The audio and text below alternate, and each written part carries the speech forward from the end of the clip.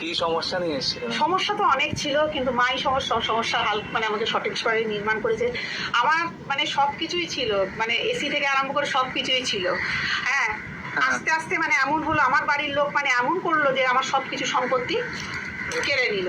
তখন আমার যে বাড়িতে যে আমার মানে ঝি চাকর সব ছিল, এখানে নিয়ে আসার একটাই উদ্দেশ্য হচ্ছে আমার যে খুবই কাছের লোক রাধা, কারণ সে আমার বাড়িতে কাজ করতো। সে আমি একদিন খুব কাঁদছিলাম বসে বসে, তখন আমাকে বললো, বৌদি তুমি কাঁদছো কারণ আমি ওকে কোনো কথা বলিনি। তখন আমার মাও বেঁচে ছিলেন, মাও তখন জিজ্ঞেস করলো, বল না কি হয়েছে না হয়েছে, বলো না ও বৌদি কি হয়েছে না হয়েছে তুমি একবার বলো, খুলে আমাকে বলো। আমি বললাম, না রাধা আমি কিছু বলবো না। বললো, না আমাকে বলো না। তখন তাকে সেই সমস্ত কথা, আমার সমস্ত জীবনের কথা বললাম। তখন বললো, চলো এক মা আছে, মায়ের মন্দিরে চলো, তুমি চলো।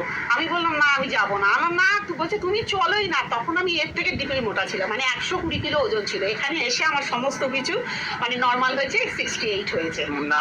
কি কি সমস্যা, মানে অনেক শারীরিক সমস্যা ছিল, মানসিক সমস্যা ছিল। যাই হোক, মানে স্বামী স্ত্রীর মধ্যে খুব দূরত্ব ছিল। এখান থেকেই আমার সমস্ত কিছু মানে এটা খাবার পর্যন্ত একবার পয়সা ছিল না, এখান থেকেই সব আমার। আচ্ছা, মানে আমি জবে থেকে এখানে পা দিয়েছি, আমার উন্নতি থেকে উন্নতি হয়েছে, হয়নি আমার।